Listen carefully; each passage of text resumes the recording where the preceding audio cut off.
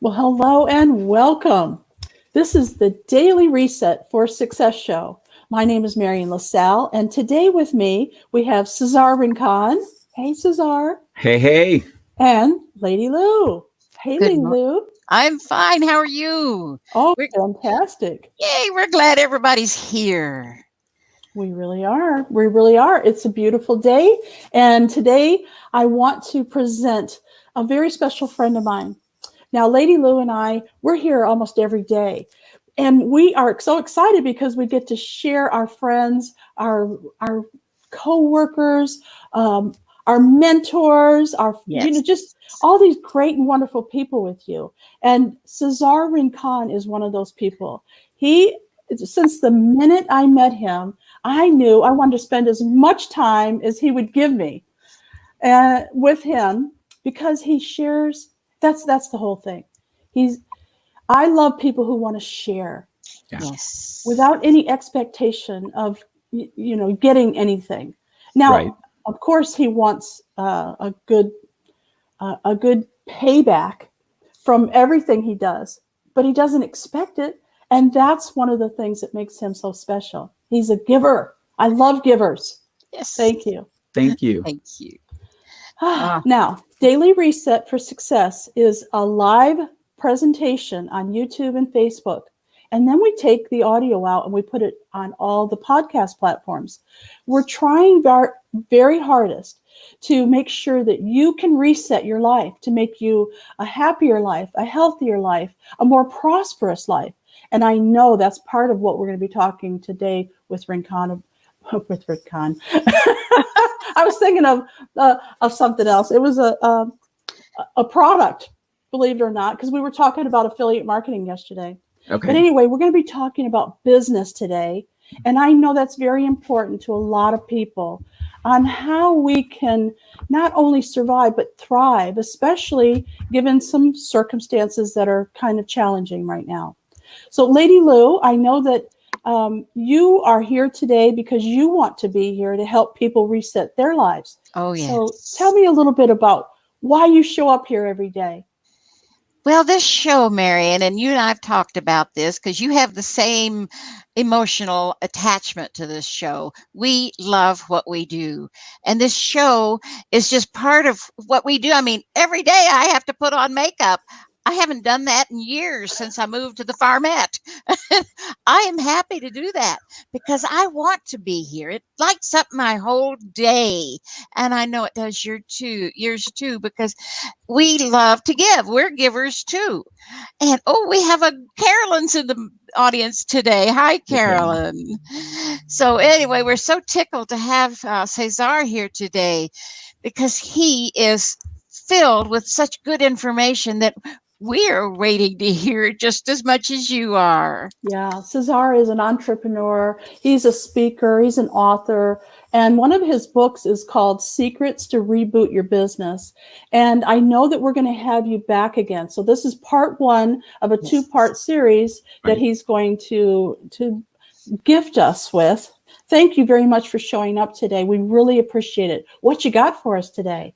Well, number one, it's my pleasure to be here. I am honored to be your guest today because I know you know a lot of people and you have a lot of choices, and you're also very selective of who you invite here to your platform. So I thank you for that. And yes, I agree. I think when we first met, we kind of hit it off, and we've had that relationship now for several years.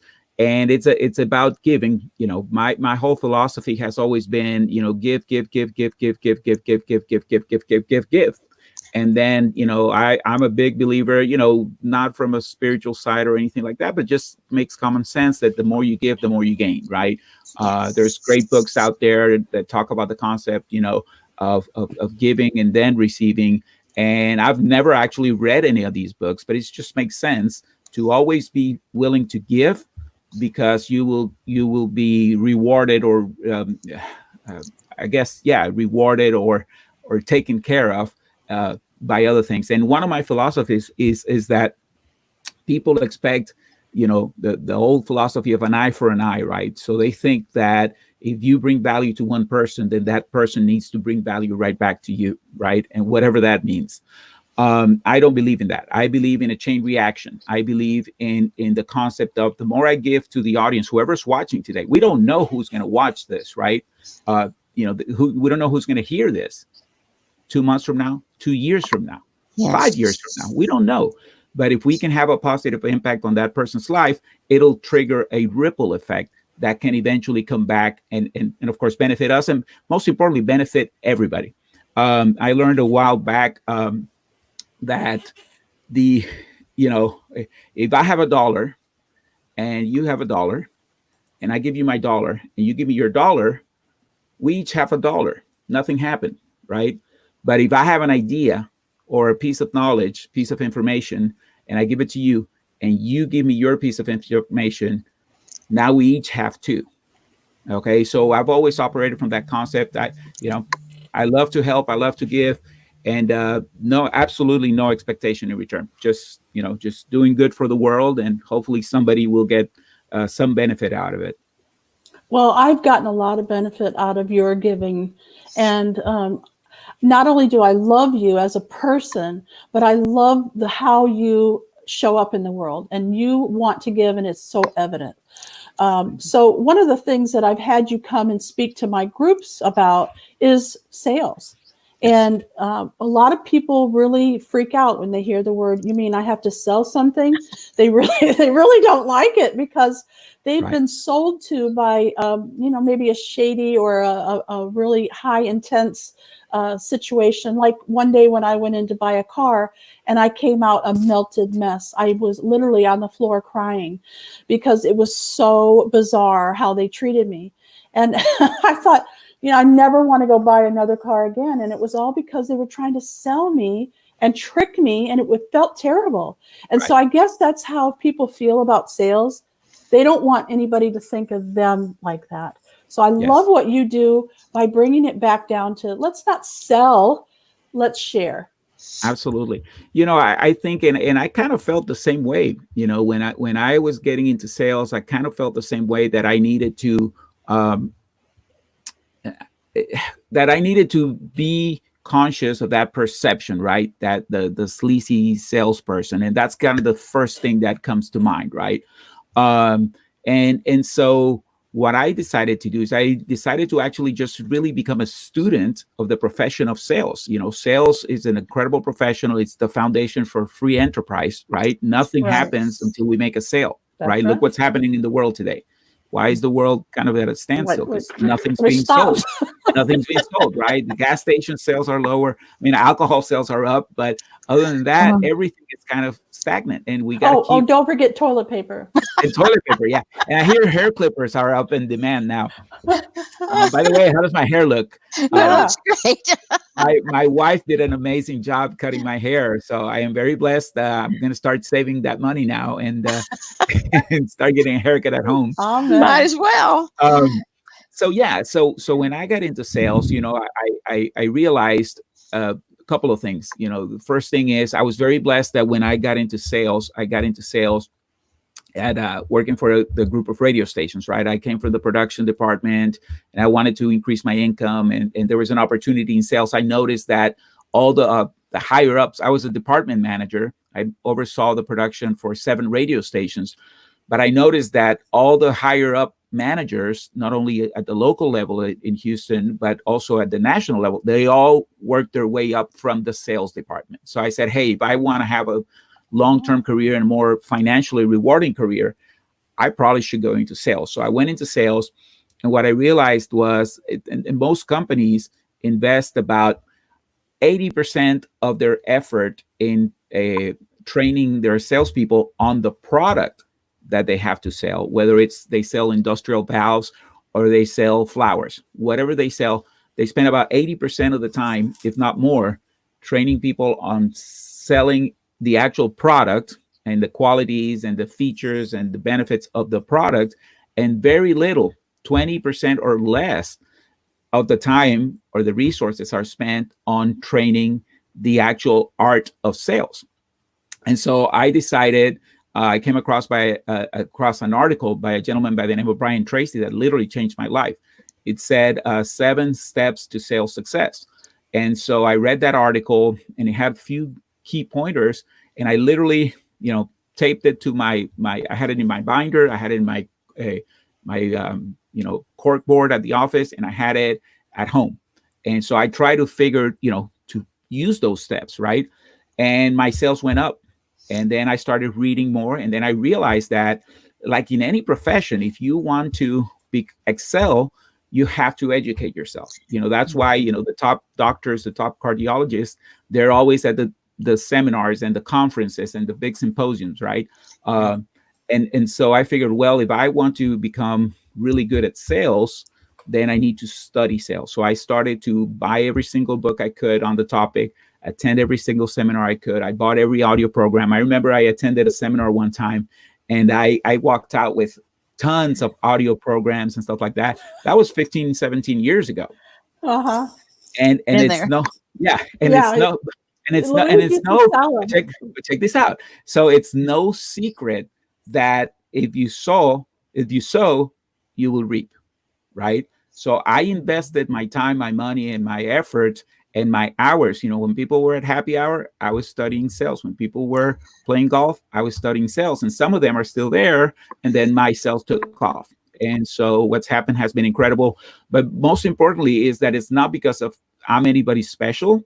It's because I learned something from somebody else. I applied it, and then I practiced it, and then I became good at it, But sales, and going back to your topic, and sorry if I ramble, is people misunderstand sales. Yes, there are sleazy salespeople out there, and yes, salespeople have that reputation sometimes, but it doesn't have to be that way. No. If you're educated in the topic, if you have a true benefit to offer the person, okay, and you believe in the product that you're selling, or your service that you're selling, then there should be no issue. The challenge is the mental game of being prepared for rejection, because what happens in sales is not everybody's going to say yes. Not everybody's going to say yes, and you have to be prepared for that. In a perfect world, yes, everybody that sees this program or hears this program, boom, would go on the website and buy the book or hire me to speak at their company or whatever. That's just not the way it is. And it's the same thing in any product or service. Nobody has 100% closing ratio. Nobody has 100% acceptance. Doesn't matter what you sell. If you sell Rolls Royces, not everybody, even if they can afford it, right? Even if it's a multimillionaire and they can afford to buy one cash, they may not. Maybe they just don't like that model. They like the other model, or they don't like spending their money on luxury cars. So that's the biggest challenge for people in sales, is getting over themselves and understanding that if they don't make a sale or don't advance the process, it's not a personal rejection. It's just a rejection to the offering. And that has nothing to do with you, and just everything to do with just the way it is. Not everybody's going to buy what you have to sell. I'm going to take a quick break here and remind everybody that if you're on Facebook, you have to give permission in order for us to see who you are. So we have people that are talking to us on the sidebar in Facebook, but they're not showing up because you have to give permission. So I put, it's in the description in Facebook. You just click the link and give them permission to show your face, and that's all you have to do. You could show your dog too, like I have right here. Say. I want Lady Lou to be able to ask a couple of questions, and before you answer any of the more questions, I really want you to talk about how you're feeling about business right now. The topic today is secrets to rebooting your business. A lot of people are either like freaking out because they got laid off, or because they want to start a business, or their business just came to a halt. So I wanted to hear a little bit more about how you're feeling about this. Well, here we are. Tomorrow, personally, for me, will be 1 month in quarantine. And so the first thing that I say is enough is enough. For the first couple of weeks, and I'm not saying this like to reopen the country and all that stuff. We have to follow the guidelines and just be smart, right? But first couple of weeks, I did a lot of the housework. I redid the studio here. I just kind of like, okay, let's give it some time. Let's see what happens, right? And then there's that other week when you're like, okay, let's kind of get organized. Let's kind of redo. Now we're going a month into this, and the number one thing that we need to do at this point is to make a decision, okay? And it's to make a decision of where you want to be 60, 90 days from now. Because what's going to happen is the time is going to fly. I mean, it's been 30 days for most of the country, some parts of the country even more than that. And so it's about making that decision and saying, okay, boom, enough.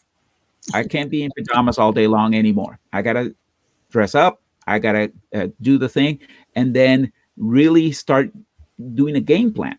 Okay. Because, whether if you were laid off, hey, maybe it's the perfect time to polish that resume, improve your skills on something, and start getting ready, because eventually they're going to hire again. Okay. If your business came to a halt, it's a wake-up call. It's a wake-up call to start looking, okay, what other services, what other lines of business can I provide that I can do online? If your business just has really slowed down, again, same thing, just make that decision to start to really get it going. We can't sit here anymore and guess I've done it, and I've been kind of like kind of coasting.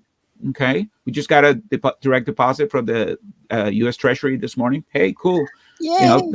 It was a nice surprise this morning. But guess what? That's not going to cover anything. I mean, yes, it's a good amount of money. It's 2 adults and 2 kids, right? So $3,400. And after that, we have to make things happen. So it's about making that decision that that you're going to take control. Okay. There's a lot of things that we cannot control right now. We can't control, what's going on in the world, when the government will open, all those kind of things. But we can control what we're doing on a daily basis. And what's that? It's going to be different for everybody, but you have to make that decision that you're going to come out of this ahead. One of my business mentors in my home-based business said something very profound. And he said, look, if you don't come out of this with more momentum, okay, it's not because you ever lack time, it's because you lack discipline. Okay. So now we have time. This morning, it's been a great morning. I attended a BNI meeting online. Okay. Got to see 40, 50 different faces. Then I had a workout. Then I spoke to 2 or 3 business partners on the phone. And so I got more done in half a day than I normally do in a regular day, because we don't have the travel time and all the other things, right? So definitely for anybody that's out there and that is concerned about the future, this is right now, like middle of April, is the time to, okay, enough. Let's make a decision. Let's come up with a game plan and let's start putting it in place. Right. I love that. That is brilliant, Cesar. Now, your title, of course, are the secrets. What is your very first secret to reboot your business? So that's the first secret. I mean, it's you got to make a decision. See, things don't happen by accident. It's going to be up to you. That's okay. I love it. I love expanding on that, because sometimes people think that magic happens. No, everything that happens, the law of cause and effect is always in play. Okay. Everything happens for a reason. And so you have to create the reason so that you get the outcome that you want. Exactly. It's not going to fall out of heaven. I've tried that. Yep. Well, if you are one of the people who got laid off, mm-hmm. and you don't have a side gig, a side hustle, a business on the internet, and you're wondering what the heck, maybe your business won't even come back. There are things that people can do in order to get going, just like Cesar said. One of the things that I found was helpful for Lady Lou, because basically what she was doing wasn't working. I don't know if it's the timing or whatever, but she's decided to put that on hold. So we had to we had to be thinking about, well, what's she really good at, and what could she offer, and what's she excited about, and use her skills to create a side gig or a business. Right. And maybe now is the time to do that, right? Maybe Absolutely. you could change, you could pivot your business, you could think about the different things that people might need now, because the needs are different, I think. Oh, absolutely.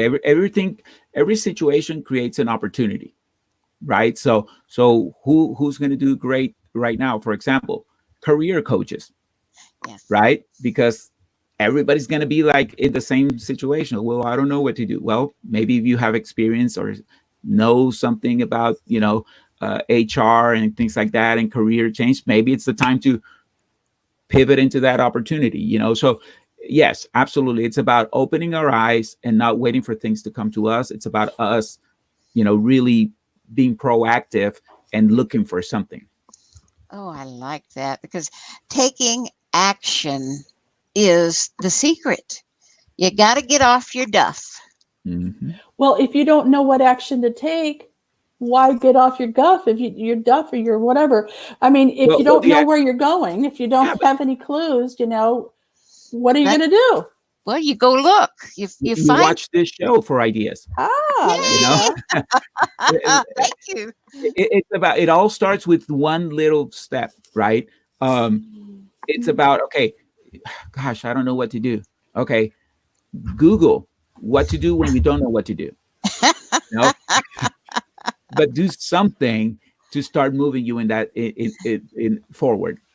And talk to people, your friends, your relatives, your coworkers, because they're in the same boat and they might be taking off with something wonderful. And you can look at them and say, hey, if they did it, I can do it. I'm going to give it a try. And you have to have that want to. But if you don't have the want to, then you'll be sitting in that rocking chair. Mm-hmm. Yeah. I like where Cesar's going about, just make use of this time, because it is true. Most of us took the first week and went, I get to spend time with my dogs and my family, and I get to clean up the house and clean out the garage or what. It's over. Okay, now we need to get back to it and figure out what we're going to do. So the first thing that he wants you to do is to either hire a career coach or talk to your friends or Google and try to figure out what it is that you're going to do next. And so if you have a business and it's slowed down right now, I bet you most of the time it's going to pick back up as we start to get going again. Because if your business was doing fine before this, we're going to need you again. Mm-hmm. Absolutely. Yep. Mm-hmm. Oh gosh, I'm ready to see that reawakening of our country, because it's coming. Because people have been so complacent for so long, rocking along. Oh yeah, everything's just fine. We're fine. Right. And now all of a sudden they've had a wake up call. What's next? Well, I tell you what, there's going to be a lot of hungry people. And I'm excited for that, because hunger breeds success. Hunger brings new ideas, new entrepreneurship, companies that, of course, everything's online these days, that space is going to thrive, and think about, how you can do your job better online, and all those kind of things are going to, start trending up. And I like it because people are going to be hungry. People are going to be hustling again. Like you said, we were cruising along at a great speed and we were doing great. Now we're going to do even better. So, yeah, but they've got to be a desire somewhere deep within you, a desire, an idea, and you can hatch those ideas because you haven't had time before. Yeah. You got time now. Mm-hmm. Yeah, and that leads me to the second secret that we talk about, is to maintain a great attitude. See, one of the challenges I learned when I was very much into personal, well, I still am, but when I was learning and kind of learning new things that I didn't know, that were already there, but I just didn't know them, right? We didn't know what we don't know, was the ability to have a great attitude and to change and control our state. See, right now, if we are actors in our own life, okay? If I say, Marianne, I'm going to give you $1 million right now if you smile. Yes. There you go, right? Yes. So we Me can, too. yeah, well, you got 2 million coming, right? Yes. So what happens is that we can trick our minds. We have to role play in our lives and turn. When I do my talks, I say you got to turn up the volume, right? Think about your attitude and how it is right now, and say, let's say it's a 7. Can you turn it to a 7.5? Can you turn it to an 8? And I equate it to like when you're driving in your car, and of course I come from a radio background, so you're listening to the radio, and your favorite song comes on. What do? You turn it up a little bit, and you shake it up a little bit, and you get a little excited, right? That's So there, right. so you want to always be conscious of that. You always want to be aware of where you're at on a scale of 1 to 10. And if your normal, let's say your normal attitude is a 6 or a 7, can you turn it into a 7 or an 8? Can you turn it up a notch? Can you bring it up just a little bit? Turn up the heat just a little bit to keep yourself going. Okay. I always recommend, and there's a few things that we can do to have that. Number one is to just mentally every hour or so check yourself. Hey, how's my attitude? Right. And even if you're by yourself at home, how's my attitude? Because even as you're making the bed, I love making the bed every morning. As you're making the bed, are you doing it like, I gotta make the bed? bed. Or are you like, ooh, my bed's gonna look perfect, like it's a bed at the Four Seasons Hotel, and it's perfectly done, right? So you have to mentally play games with yourself. Something else is music. I said turn up the radio, and Marianne did this. I bought a little shower speaker, and I have a playlist that I listen to. If I'm not listening to motivational stuff, I'm listening to top 20, 30 of my favorite songs that are on a playlist. So I know that every song is going to make me want to feel good, right? An hour ago when I took a shower to prepare for this, I was blasting it, and I was like getting in state, right? Other things that you can do is dress up. Dress up with the colors that make you feel good.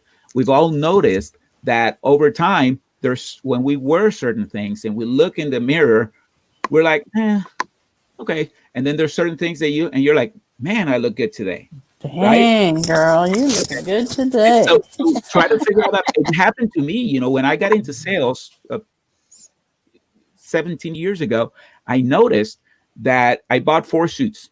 I bought 2 dark blue suits, and I bought 2 tan colored suits, kind of brown, right? And I noticed that the brown ones, I would just go and kind of, okay. But on the blue ones, I felt like a little better.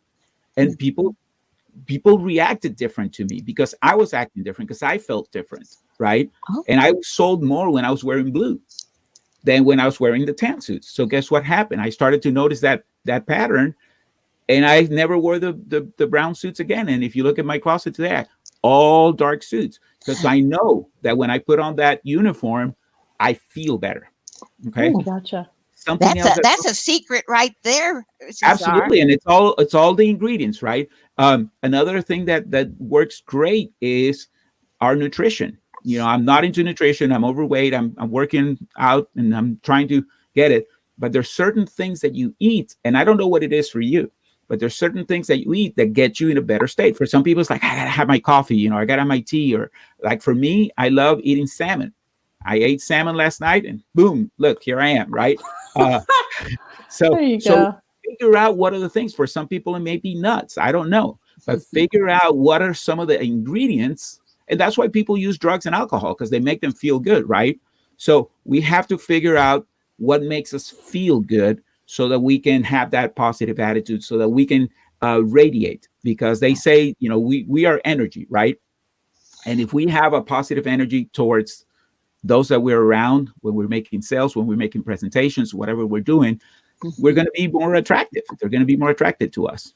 Same thing if we have a low energy, and I'm not into all the science behind it, but it's true. If you feel good, you're going to do better. Hey, well, we're running out of time, Cesar. Can you skip through the next few real quick for us? We'll go over time. I'll do the next 3 quickly. So the third one is to associate with the right people, and your circle of influence will have a tremendous influence in your life. So just watching this show, you're already doing that, right? Seek out the best of the best in your circle, and always try to escalate. Who else that's better than you do you need to meet, do you get to know and associate with. The fourth one is to prepare. You got to be prepared. Okay. You have to educate yourself on whatever it is. Use this time to prepare yourself and sharpen your skills. Improve your marketing materials, improve your website, whatever it is, but prepare and be proactive as opposed to being reactive. And then the fifth one is to learn to master or get better with your communications, because every single word that comes out of our mouth has a voltage, has a little bit of power, has a little bit of impact, right? So think when I say the word voltage and impact, it kind of gives you a little shock, right? Every single word that comes out of our mouth can help you in your cause or can detract you. Okay. Yes. So the one that I love to share with people, and this is something that completely changed my life. I have the book right here, How to Master the Art of Selling by Tom Hopkins. Yes. Great book for sales. This is a great book. There we go. How to Master the Art of Selling. He talks about using words, and one of the words that people say all the time is like, oh, you got to sign the contract. And signing in a contract, it's going to raise red flags, because guess what?